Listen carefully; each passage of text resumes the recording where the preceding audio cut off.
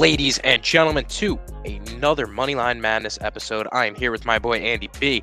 Andy, it is finally about that time. Baseball season is upon us. I'm ready to talk some baseball. I know you're super excited to talk some ball as well. Let me ask you, how are you feeling heading into this opening day tomorrow as a New York Mets fan? You know, I usually you're like a kid right before Christmas, right? And I know a lot of people have said, if you're a Mets fan specifically, that it kind of got a little faded by the way that spring training went.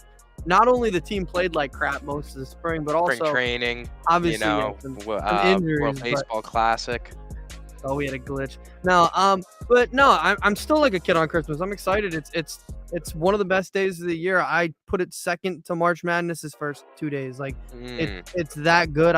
Opening day is opening day, and in New York now both teams aren't starting at the same time, so I can watch the Yankees at 1. You can watch the the Mets at 4. Like it's great. It's perfect in every way, and there's baseball all day. So yeah, and R says the opening day tomorrow as well. For the Philadelphia Phillies. Now, one thing I just got to I'm very, very curious on. Not that it has to do with the Phillies, but New York Yankees in particular. Why are we opening up against the San Francisco Giants? Like, I understand the new rules this year. They want a lot more of these types of games. They want it to be like the NBA where everybody plays everybody. And it is. But opening up against the San Francisco Giants, that doesn't make sense to me. I feel like it's got to be the Blue Jays or, the Red Sox, some type of AL East team. Obviously Tampa Bay could be in there, Baltimore even. I don't care, bro. Give me an AL East matchup for them. It's funny you say this. Me and my brother were literally talking about this yesterday because he's a Giants fan. He's like, it's very weird they're starting across the country, and it is weird. And with the way that it's going, every series, every day, there should be 4 games that are AL, NL against each other. That's just the way that it is. But you can do it, but the way that they scheduled it, it's weird because the Yankees don't play their second series is against the Phillies. So they don't play an AL team. Exactly. That's a week and a half. Odd. It's very a really weird start for them. I know the Mets, they go to Oakland in April. That's weird. It's going to be a lot different, but obviously in a few years, we'll be like, oh, this is normal. But for the first year, right now at least, opening up against the San thing. Francisco Giants is just very strange. But it would have been really cool now I know it wouldn't have been cool for you, but had Judge left for the Giants, at one point. Is that the storyline that they're going off? That would have been electric. Because technically the Yankees have Aaron Judge. The Giants, they have Arson Judge, so it's really the battle of the judges, I guess. Michael Conforto making it turn to yeah, Michael Conforto. He signed a deal with them, right? I believe a 1-year deal. 3-year. I believe he got a 3-year deal. He tore it up this spring. He was. The guy hasn't played baseball in a year. He's had a long up. time He's off. hyped. But all right, let's talk about first things first. Max Scherzer going up against our guy Sandy Alcantara. How do we feel about Max and Sandy in this one? The Mets are decent against Sandy in the past as of last season. Obviously, the big year against him. How do you feel about it? How do you feel about Mad Max on the bump? Well, look, that was the obvious choice for the opening day starter, right? You're not going to start Verlander as a free agent addition. I don't know the last time that the Mets did that. It's a little weird. You kind of had always for years penciled in Jacob deGrom. He's gone now. You had your Harvey time. That's gone. Zach Wheeler. They're all gone now. It's a different era now for the Mets. And Max Scherzer being the opening day starter. A few years ago, if you told me that the Mets opening day starter was going to be Max Scherzer, I'd be like, holy crap, that's going to be great. It is going to be great, but I do think it's a little odd for Mets fans kind of early on, but we'll get to it. We'll get into it. Probably a weekend, it'll be like, oh, this is a good rotation. This is a really good rotation. I think tomorrow, it's the Marlins, so you should win 2 or 3 to start the season, right? You should, yeah. And I know Alcantara is great, but the Mets have had a history, like you said, the last year. Last year, I think his last 2 starts against the Mets were not great. So, they can hit them. So what's happening, How we doing? It is new. It is new down in the Big Apple for both teams. Different kind of. Yeah, one thing the Yankees right now, who the hell's pitching after Garrett Cole? The thing is, you still have Nestor Cortez coming back from his injury. It was luckily nothing too serious. Is he coming back right away? I believe he's going to be back for his first start. So it's going to be Garrett Cole. It's going to be Nestor. And then you have Domingo Germán. And then you got Clark Schmidt, I believe, is the number 4. Clark Schmidt made the team. I know that. If it's just we can't be going into May. I'm good. Like, that's the thing. I'm giving the Yankees about 2 weeks to clean this up. Yeah, Clean up well, the whole the Rodon Rodon thing. thing is weird. That is weird because he said, if it was more important, I'd pitch through it. Kind of shitting on the beginning of the season, but I mean, everybody does that. Yeah, absolutely. It's weird too. Normally every team, maybe a few teams, and that's the way that it is. You start Thursday, and then for some reason you have on off day Friday. The reason they usually give is in case for the East Coast teams mostly, if the game gets rained out, then you have the next day to play. They didn't do that for the Mets this year because it's a dome game, so I guess the better weather series. But the Yankees have all Friday, so they get an immediate day off, and those are cool. Those are weird things that you got. But your game 2 starter's Clark Schmidt, so. Yeah, it is what it is, honestly. It is what it is. But the thing is, I don't look at the Yankees team right now and think oh man, we need these guys back instantly. You know what I mean? The thing is, I don't look at these Luis Severino being missing for however long he's going to be out, Rodon missing for 2-3 weeks. I don't look at that as much as a loss as losing Edwin Diaz. You know what I mean? That's a way to marginalize it, because I feel like the Mets losing Edwin Diaz, you're single-handedly going to be seeing instances where it's wow, Edwin Diaz would have got me out of that in the 8th and then closed out the 9th inning. We said last night, that's a guy that comes in and shuts down the heart of the order and then goes and then he finishes the 9th inning as well. He stops the bleeding and controls the save. And I think the Yankees are always a better team in the second half of games, so I really don't think starting pitching, at least for the first few weeks, is going to be that big of an impact to where it's anything to panic about. Am I upset about them being injured? That's annoying for sure, but I'm not going to go and say that this is the end of the world just yet. Yeah, and like you said, from the flip side of who you're facing now, you're facing Logan Webb, who I really like. He's a really good pitcher. But game 2, Alex Cobb. Alex Cobb against the Yankees, especially in his career, been terrible. Right? Bro, and these National League pitchers in Yankee Stadium, they stand no chance. That's the thing. We're going to be seeing 3-4 bombs this weekend for sure. Yeah, your 3rd game, Ross Stripling. And then my favorite of the bunch, your 4th game is Taijuan Walker at Yankee Stadium. Good luck, Taijuan. Yeah. I love that. I love he gets bombed in Yankee Stadium. I think he's the favorite for probably the biggest drop off of a season.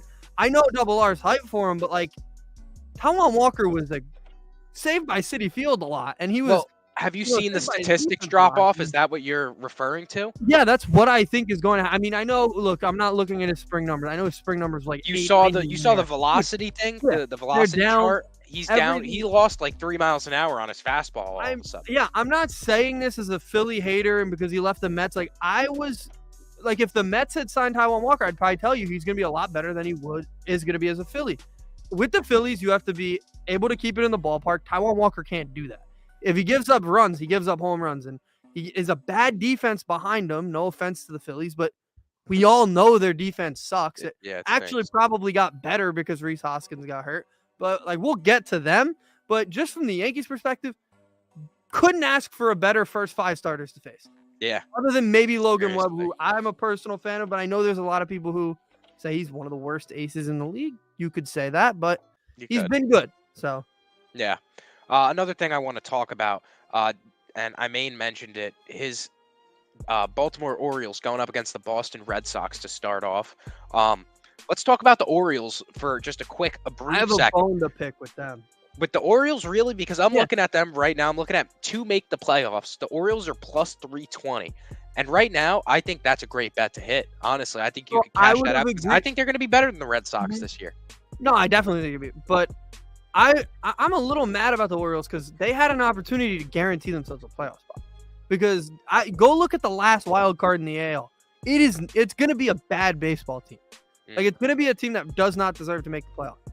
And the Orioles had such a good year last year in comparison to what they had been doing. And then they didn't sign anybody, didn't add anybody, didn't make any moves that made their team any better than that team that they were last year. Yeah, I get that. Expect everybody to just take a leap, or do they expect everybody to stay the same? You need everybody to take a leap now instead of adding somebody who could add something. You're relying on that a lot more than you should be. Okay, that's why I had a bone to pick with Baltimore. Because Baltimore is a great city when they're winning, right? I know football, they're going through it right now. They're going to need something. And baseball is what they're going to need. So No, Double R says nobody has beef with the Orioles, not even the Orioles. Yeah. No, it's not beef. It's just I'm a little, as the person who knows the Baltimore fans are very passionate, I kind of felt bad for them because if they add anybody, I mean, a couple starting pitchers here and there, maybe some bullpen help, but I mean, they helped. They didn't add anything. They're sitting at 76.5 wins right now, and I'm taking the over. I'm still taking the over. I think they hit 80 wins because what did they have? 80 wins out last year, something of that. They were close, I think. So I think they're going to be about what they were last year, but that kind of upsets me because I thought they could take a leap. I don't know. I get, like I says here, right here, like they have nothing to lose. Why not run it back? Like they don't think that they're going to win. They're one piece away from winning the division. No, and I think that's like clearly you're not even one piece away from being second in the division because you never know when the Rays are going to strike. That they're not going to touch, but yeah, I thought so. I don't remember who it was that completely fit them. I can't think of the name right now, but yeah, they had some guys out there they could have just signed, not traded. No, they should not touch their farm system whatsoever. They have, I think, one of the top 2 prospects in the league, Jackson Holiday.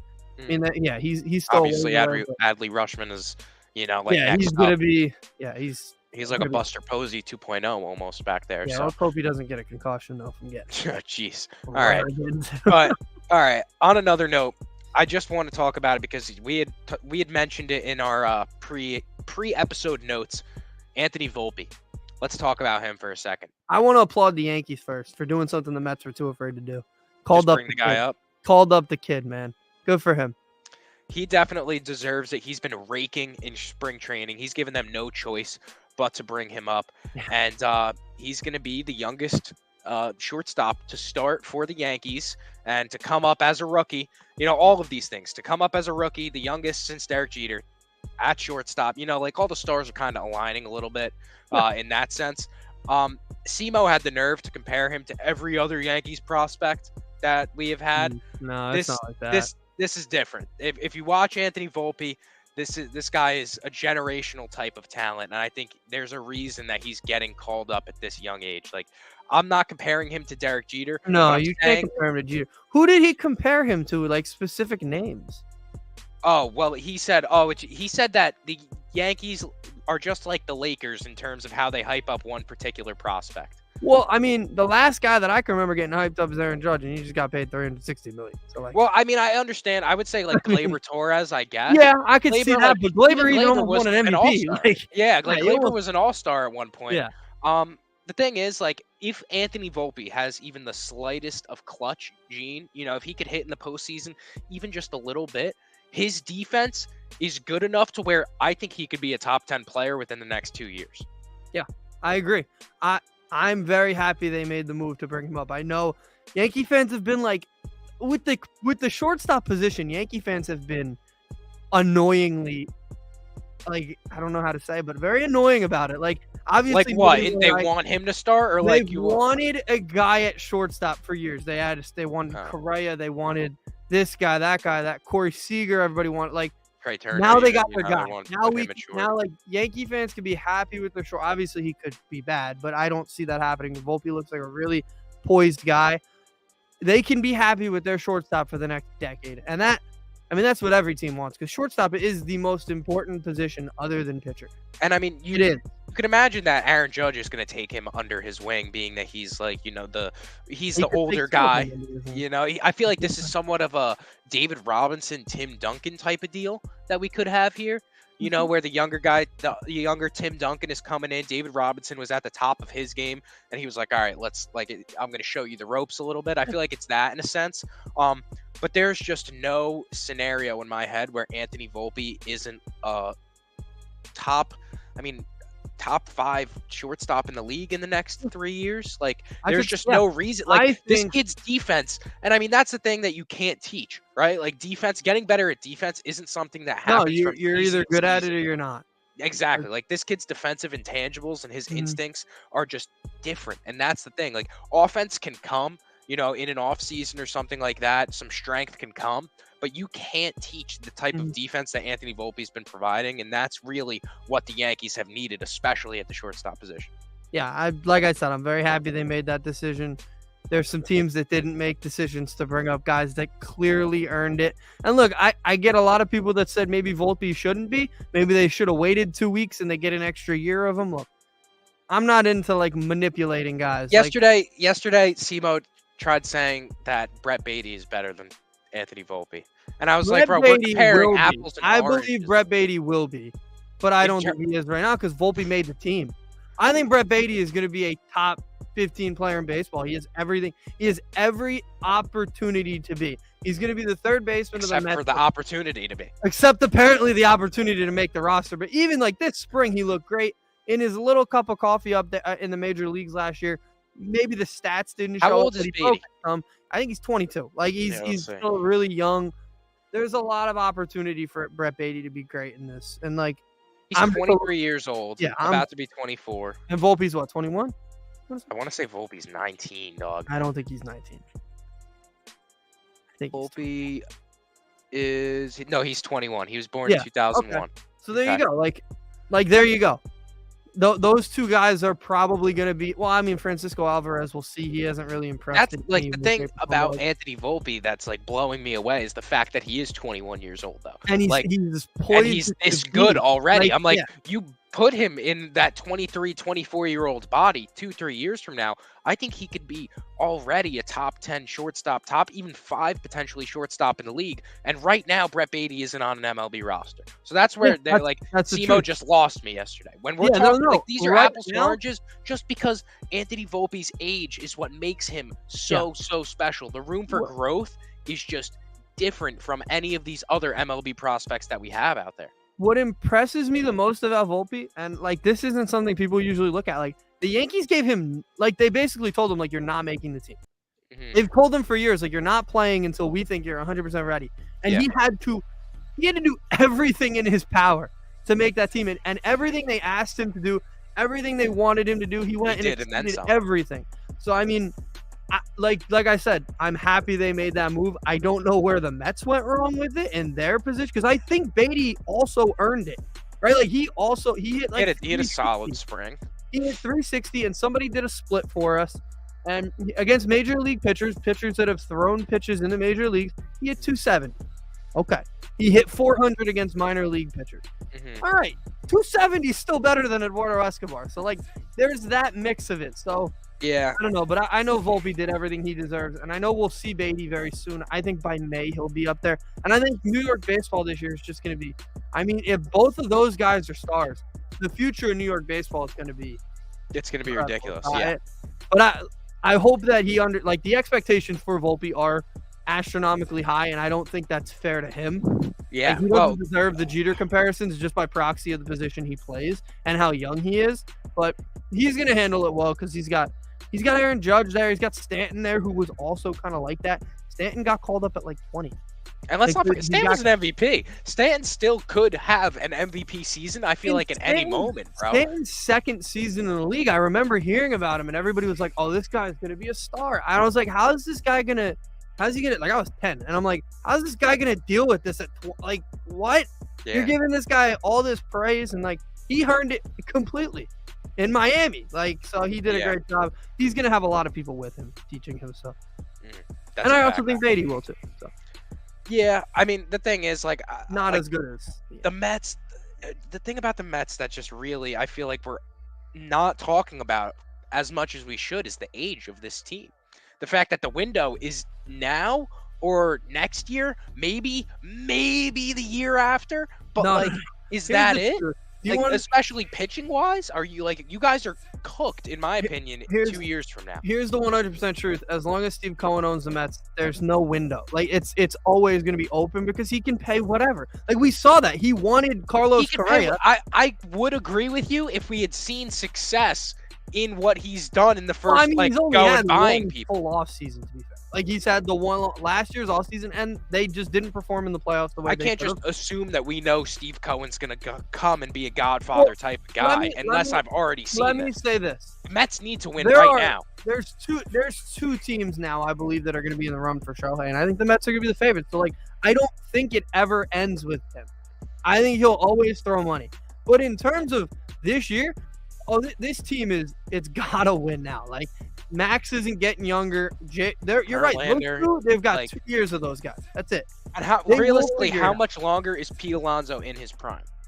Because 2 athletically, years. I still think he's a little young. He's still like, I think, what, 27, 28. I So mean, he's got some time. You're right, He's- but he's a power like, guy. So that's the thing. Like, I don't know. Like, we see, I don't want to do him this crazy, but like Prince Fielder, dog. Like his prime no, was he's what, not like Prince 4 Fielder to though. 5 years. Like Here's he's not that obese, No, but then again, he's rolling around the base paths a little bit. Like I got it. Like Pete Alonso's a hefty dude. How long are we relying on this guy to stay in peak athletic form? I think. And then again, he'll be okay. you also have Francisco Lindor, who you got in his prime, right. sure, but he already played 8 to 10 seasons in Cleveland already. I think for those two particular, I'm not really worried about them. I think they train well. They're in good shape already. Lindor's what, 28, 29 now? Like, I'm not worried about him. The one I'm worried about is, like, Jeff McNeil's got like 3 or 4 years left of being. He's 31. So like Jeff McNeil's got a couple of years left. So that's Francisco Lindor is going to be 30. Yeah. So I think like a shortstop like that, he'll be a shortstop like that for another 5 years, I think, and then he'll. You think he plays until he's 35? I don't know about that. He's under contract until he's 38. So oh, man. So he'll be playing. I just think he'll eventually, about 35, 36, he'll be a different position He'll probably switch position. Okay. And by then, I think they'll have a guy at shortstop. Steve Cohen will figure it out. They'll draft somebody. That's 5 years away. But I'm worried about Jeff McNeil and Starling Marte. Those are two of their best hitters, like their best average guys. And yeah, Starling Marte's, I think, 35 this year. Jeff McNeil, 31. So, no, you're right. They're an old team, but I do think they are one of the best teams in the league. That helps. They've got veteran experience for this year. So that's important to me as a fan, that those guys aren't going to get scared. What happened last year is going to resonate with them. I'm still on the side of if Starling Marte ever gets hurt, breaks his hand, I think they win the division. Like he could, when he was gone, they were terrible. That's the truth. But I think as long as health is there, they'll be a fine team. There's really no holes to me other than closer, and I think they'll figure that out by proxy. By maybe one more bat. Maybe one more big bat would help. I think Beatty will be that guy, though. I think they'll send him. Relying on a young guy like that is just. Well, yeah, but I think you either rely on Beatty or like they'll go get somebody. I'm not worried about that as much, but I do personally in my head think Beatty will come up and be a 280, 290 guy. But they'll figure the bat out. You can always go at a bat. Somebody's always trading a bat. The worry is there's no replacement for Edwin Diaz. Like there's not one. So that's the only fear I have. But. Okay, but let's talk about the NL East. Right now, the Atlanta Braves plus 100 to win the division. Then the Mets plus 155. The Phillies at plus 400. How do we feel about that? Took a pretty big hit today. Not today, the other day. With Rhys Hoskins kind of changed that lineup. Yeah, I'd agree, especially considering Bryce Harper isn't there to start the season anyways. I mean, you're losing your second big bat. Like, a lot of pressure now comes on Kyle Schwarber. Well, they're and missing Trey Turner, obviously. Yeah, 2 of their 3 best power hitters are gone. Yeah. Or at least, I don't know when Bryce is coming back. Double R might have that answer. I don't. But I think your Bryce power is mid-June. Yeah, your power guys are gone for a good majority of the beginning of the season. I mean, Rhys Hoskins is gone for the year. Yeah. Yeah, I think that's going to hurt them. I like Trey Turner. Everybody knows Trey Turner is their best player now until Bryce Harper comes back. Yeah. Castellanos and Schwarber both strike out a ton. Yeah, the lineup's not great. Like, I'm not going to overrate their lineup. JT Realmuto's good player, showed a little bit of regression offensively, but they definitely need like certain guys to step up, like Double R said, and like, will they? I don't know. Their pitching isn't strong. That's the truth. They have 2 really good horses, a lot like the Mets, and then it falls off. Yeah. Ranger Flores is only a guy who goes 5 innings every start. Their bullpen is pretty decent, but it's not great. They're a good team, but I wouldn't have them winning the division. Like, I don't think the Braves lose this division unless the Mets have an astronomical start that they don't blow. Like, I think a good play could be to wait out and let the Phillies, because I don't think the Phillies are going to have a great first half of the season, which is funny because they usually have a fantastic first half and then they fall off after the All-Star break. But I think the Phillies' better half is going to come post All-Star break this coming season. So I think an angle you could work there might be to wait until they're a little bit down in the standings. They might even fall to fourth, truthfully. Like if the Marlins play decent, Mhm. or beat them in a series, they might fall to fourth. You could scoop them up to win the division at maybe plus 1,500, plus 2,000 around there. And then when Bryce comes back, if you have everybody healthy and they're rolling again, that could be a cash out option Yeah. later on down the line. The crazy thing about this division is that a lot of teams are like that. Like, I don't think the Braves could start cold too? Like, the Braves started cold last year. I saw it happen. So, every one of these teams could start badly and finish strong, or start great and finish badly. Like, either way it could happen. We've seen it happen. So, it's like Double R is saying, it's such a long year that when we get to the midway games, man. Yeah. When you get to the midway point, it'll be what it is. Like you'll know by the trade deadline. If a team's trying to win, you'll know. If they're not, you'll know. Like, yeah, I don't know. The NL East is going to be the most interesting division because you don't know who's going to win. There's 3 teams that can win it. The Marlins probably can't win it, but I think they could sneak into the playoffs because honestly, I think so too. They have a good lineup. They got one of the best hitters in the league this offseason, the Luis Arias. Nobody even talks about that. Like, they have a great rotation. So, yeah, it's going to be a fun division, but I would be surprised if the Braves didn't come out on top. I got a little pasty for a second. I see that. Line up there. Okay, we're getting a little better. But yeah, it's going to be a dogfight. And you look at then over at the AL East, Yankees plus 130, Toronto Blue Jays plus 200, Tampa Bay Rays plus 270, Baltimore Orioles plus 2,500 to win the division. That's the one we've been saying it like all episode. Plus 2,500. I'm going to bet that, and then I'm going to cash it out halfway through the season when they're better than the Red Sox.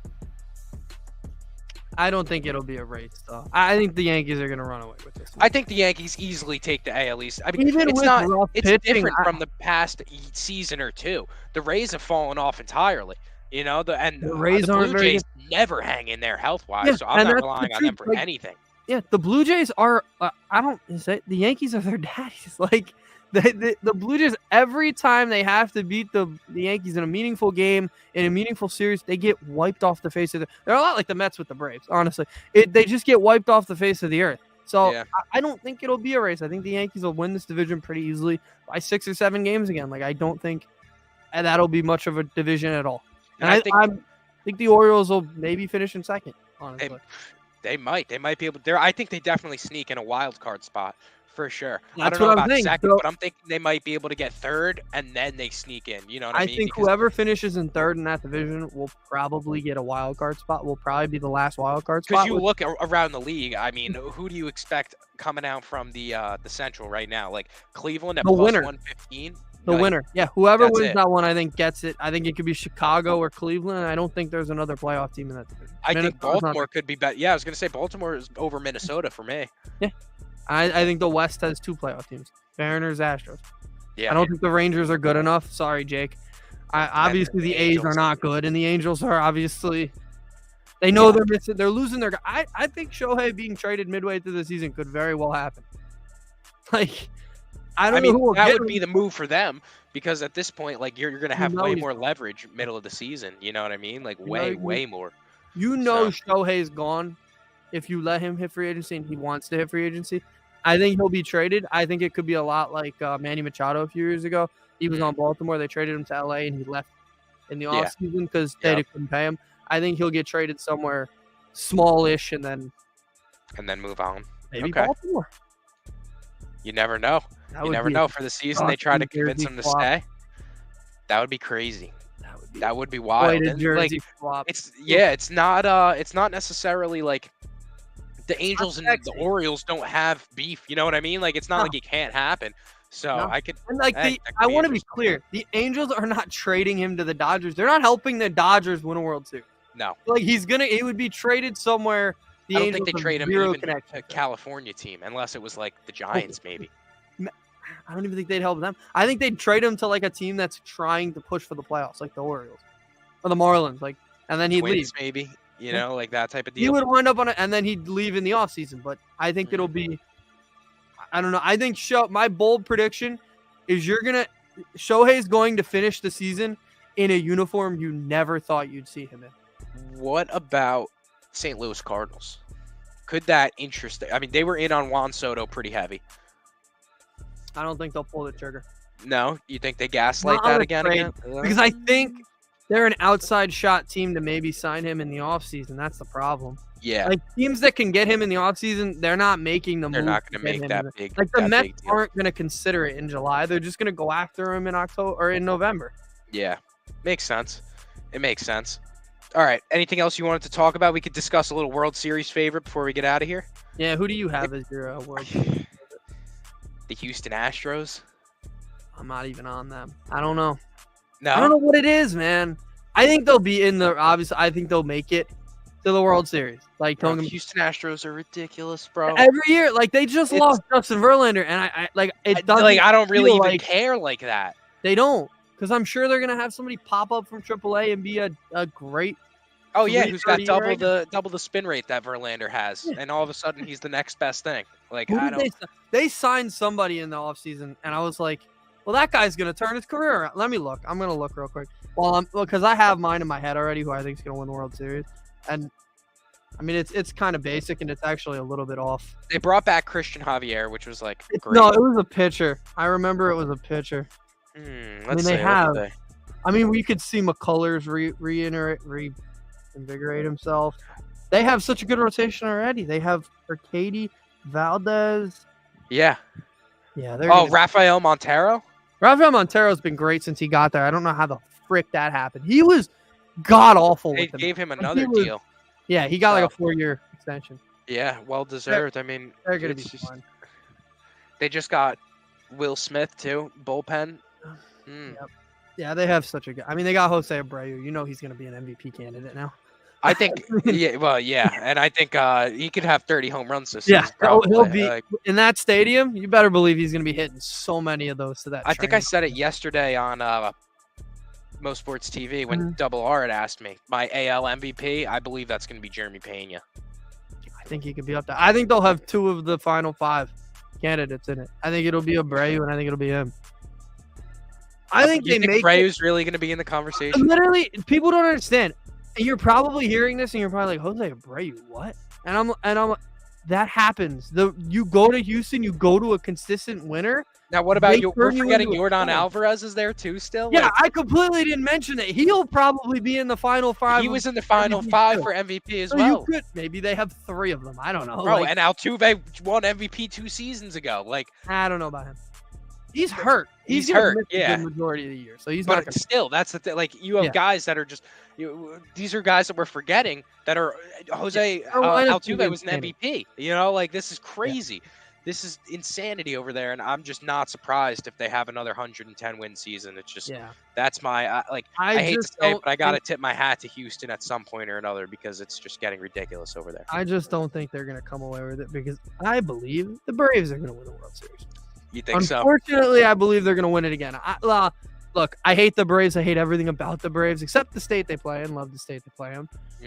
But yeah, I think they have everything they need. I think Ronald Acuna will be back. I think he'll be ready. He was hurt a lot. He was still getting ready back from a knee injury. That takes time. I think that lineup is perfect.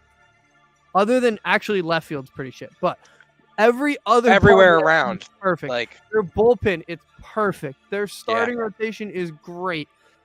They have and everybody is making pennies. Like it's crazy. All these guys are just added one of the best catchers in the league, and they gave him a 7-year extension for like $80 million. Like it's not like it's not a lot. $10 million a year. It's absurd. They are gonna be a team that every year we could say they'll be in the final 4 teams. Every year they'll be in the conference championship. They had a little skid. Yeah. Braves are back, definitely. They're back. They're gonna be fun. They're in that Chipper Jones, Greg Maddux, era again. So it's safe to say. They're my pick. As sad as it makes it, I think the Mets and Braves will play in the what the hell is it? I'm still in college basketball, mine in the championship series, the NLCS. I believe it'll be Mets and Braves, but I think the Braves will come out with it just because I just think there's something. So are we writing off the Dodgers entirely for this season? Like, yes, honestly, I don't think they'll fall off of the Dodgers. Is it coming soon? You know what we haven't mentioned? The Padres lineup is friggin' insanity. It is. The problem with them is their pitching's not as strong as it And neither of them could stay healthy, their offense and their pitching staff. So that's really why I haven't mentioned them. I mean, I understand you got Soto, you got Machado, you got Tatis. But see, the thing is I think the playoff teams in the NL are kind of like written in stone already. Like we know these teams are gonna make. Like we know the Padres, Dodgers, Braves, probably the Mets, most likely the Phillies. Like that's 5 of the 6 teams already. Yeah, and it's just like, who's going to get that last spot? Is it going to be the Brewers? Is it going to be the Cardinals? Yeah. Like we know that those are probably the teams going to the playoffs at the end of the day. So yeah, I get that. I totally get that. They totally have more contenders than the American League right now. How many teams in the AL do you think will win the World Series? The Yankees and Astros? Like that's. And even then, like I can't see the Yankees winning a World Series as currently constructed. Yeah, they would have to make moves. They would have to make moves for sure. Have to get one more arm, which is always the name of the game for the Yankees. So it is what it is. Yeah. All right. Hey, let's go. We got a big baseball season ahead of us. You ready? Big baseball season coming. This is the start of many. So salute to episode number 1 of the 2023 MLB season. It's been a real one. We appreciate you, Double R. I mean, thank you guys for coming out, having a chat with us. We're going to be back later on this week, probably like Sunday, Monday, something like that. Going to be talking a lot more MLB stuff as the season kicks up. Going to be talking some Final Four, whatnot, all those types of things, because it's a crazy one right now. 3 teams that have never won before. So I think we could dedicate. Wait, real quick, who do you think's gonna win it? Gonna advance? Gonna win the whole thing? I got my eyes on Miami. I want to be clear. I think I gotta say, You want to not say UConn, right? I want to not say UConn, but they're the best. They're like the only team you could see holding up the trophy, right? They're the best right now. Like they're just literally ripping everybody. The way that they just spanked Gonzaga, you had Drew Timme over your lap and was just fucking spanking his hiney on national television in front of the whole country. That was crazy to me. They just disrespected them. Like, this is Drew Timme's 15th season playing college basketball. That is the weirdest meme because he's literally a true senior. Yeah, it is. I love it though. I'm gonna go along with the narrative that it's his 15th year. And he's the Stetson Bennett of Gonzaga. You know what he looks like? Have you ever seen the movie Semi-Pro? I have not. Oh, okay, with Will Ferrell. Yes, I've seen. I haven't seen it, but I've seen it. Character. He looks like Woody Harrelson's character. Drew Timme, don't get me wrong, great guy, but he's a college basketball player. Just the epitome of he's not going to survive in the NBA in my opinion. No way. And I love Drew Timme, but he just doesn't have the NBA body. Good luck to him. I'm sure he'll, a lot like his former teammate Corey Kispert, doesn't really survive in the NBA because of his body. I think he's an okay player, but they don't excel, and that's kind of Gonzaga's thing. They don't usually. I think that, and I don't know what I means by the best, but UConn, I'm sorry, has played above and beyond better basketball than anybody that they've played against, and it's been on a whole different level so far these first few UConn games. Has been the best team in the tournament, but you're right. The crop of 1 seeds, I said it on here before, it wasn't a good crop of 1 seeds. You had Bama, who had never been there, Houston, who's not a mid-major, but you know what I mean. They're not. And they had a skid to end the season as well. Purdue, we all knew wasn't making the Final Four. They weren't good enough. They were held up by one guy, and obviously they lost fairly. It wasn't a good year for the top teams, and that's a lot of people see that as a problem. I love it. I have hope that these guys. I keep always that these guys, the transfer portal, could help these guys get there one day. That's the meaning of college sports. You're amateurs. Anything can happen, and I love it. So anything could happen, and I think the best meaning the top seeds. Yeah. Andy B hit it on the head right there. Just didn't have that. They weren't that good with the top seeds. That's the truth. Yeah, no, and I mean I'm happy because they were talking yesterday on Most Sports TV that this is that this Final Four is the way it is. But you have 3 teams that have never won it before. I think that's great, honestly. UConn's only won it once. The truth is you need a little bit of blue blood flavor. I don't love the fact that there's none of the blue bloods other than UConn. Look, I get it. There's not a lot of what college basketball is personalities and coaching. Yeah, there's names. Yeah. There's 2 coaches that people can name. You probably don't even know the names of the other 2 guys. Yeah. Obviously, we a lot of people know Jim Larrañaga. I love Jim Larrañaga, but everybody knows Danny Hurley. Other than that, look, you don't know the other guys. That sucks, but it's great for the team. The players get a chance to make history. Florida Atlantic, this is great for Boca Raton. They love this. So. This is crazy. Yeah, these guys literally play in an LA Fitness when they're not on this stage. Their coach, did you read the story? Dusty May, their coach, he was at La Tech with Georgia's current coach, and he Okay. left and he took the FAU job. And he said that like an hour later, he went to the facilities. He had never seen them before, and he sat at his desk and was bawling his eyes out because he thought he made the worst decision of his life. He saw the facilities and said, "I just committed career suicide." That's a quote. Wow. And now look at him; he's coaching a Final Four. I mean, that's amazing. There you go. That's a Good for great him. story right there. FAU. That's a great story, and that's a clip in itself right there, that little FAU tribute. So we'll see how they hold up rooting this for you. weekend. But I got we'll- Miami. Yeah, that's tough. That's a tough backhanded slap right there that you just came with. But we will be talking a lot more about the NCAA and what happens this weekend Sunday morning. So we will catch you guys then. Another episode of Mo Sports TV will be next Tuesday. We got a big guest, so stay in tune with everything that we got going on. We'll keep you guys updated on who that is. Big Instagram name that we got coming on, and yeah, I'm pretty excited about it. So stay tuned with us. Follow us on all platforms. Oh yeah. We appreciate all the support, and we will catch you guys in the next one. Peace.